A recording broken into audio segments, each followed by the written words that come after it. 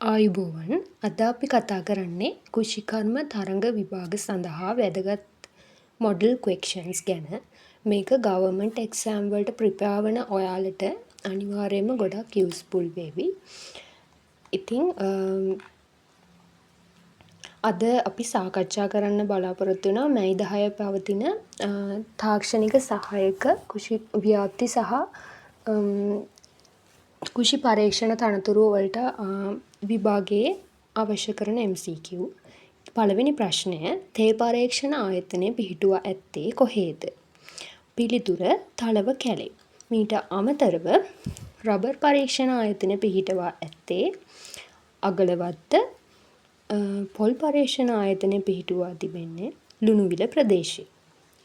ඒ වගේම ඔයාලට පාඩම් වශයෙන් වීඩියෝස් අවශ්‍ය නම් සහ තවත් MCQ අවශ්‍ය නම් කමෙන්ට් එකක් දාන්න. ඒ විදියට අපි වීඩියෝ අරගෙන එන්නම් ඉස්සරහට. දෙවැනි ප්‍රශ්නය අහසින් වැටෙන එක දිය බිඳුවක් හෝ මිනිසාගේ ප්‍රයෝජනයට නොගෙන මහමුහුදට ගලා යාමට ඉඩ නොතැබිය යුතුය යනුවෙන් ප්‍රකාශ කළ රජතුමා වන්නේ මහා පරාක්‍රමබාහු රජතුමා. මේක නිතරම වගේ තරඟ විභාගවලදී ඇහෙන්න පුළුවන් ප්‍රශ්නයක්. ඊළඟට තුන්වෙනි ප්‍රශ්නය වැව් බැඳි රාජ්‍ය ලෙස හැඳින්වන්නේ කුමන ප්‍රදේශයද? පිහිටි රට. හතරවෙනි ප්‍රශ්නය මින්නේරිය දෙවියන් ලෙස දේවත්වයෙන් පිදුම් ලැබූ රජතුමා වන්නේ මහසෙන් රජතුමා. අනුරාධපුර යුගයේ ඉදිකළ ශ්‍රී ලංකාවේ ප්‍රථම වැව වන්නේ අභය වැව. යෝධ ඇලේ දිග සැතපුම් 54. තෙත් හා වියලි බල්බ උෂ්ණත්වමානයෙන් මනිනු ලබන්නේ සාපේක්ෂ ආර්ද්‍රතාවය. ඊට අමතරව ආලෝකයේ තීව්‍රතාවය මැනීමට ලක්ස් මීටරය භාවිතා කරනවා. ලක්ස් වලින් තමයි මනින්නේ. උෂ්ණත්වය මැනීමට උෂ්ණත්වමානය සෙල්සියස්. සුළඟේ වේගය මැනීමට ඇනිමෝමීටරය පැයට කිලෝමීටර් වලින් තමයි සුළඟේ වේගය මනින්නේ. ඒ වගේම සුළඟේ දිශාව මැනීමට සුළං දිශා දර්ශකය භාවිතා කරනවා. ඊළඟ ප්‍රශ්නය පසක කැටායන හුවමාරු ධාරිතාව නදා පවතින්නේ එම පසේ ඇති කුමන ඛනිජ අංශු මතද? හියුමස් හා මැටි මත තමයි රඳා පවතින්නේ.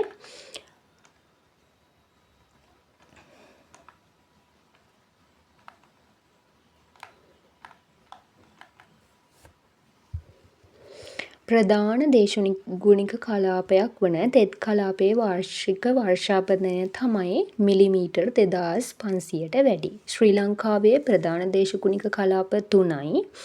ඒ තමයි තෙත් කලාපය, අතරමැදි කලාපය, වියලි කලාපය.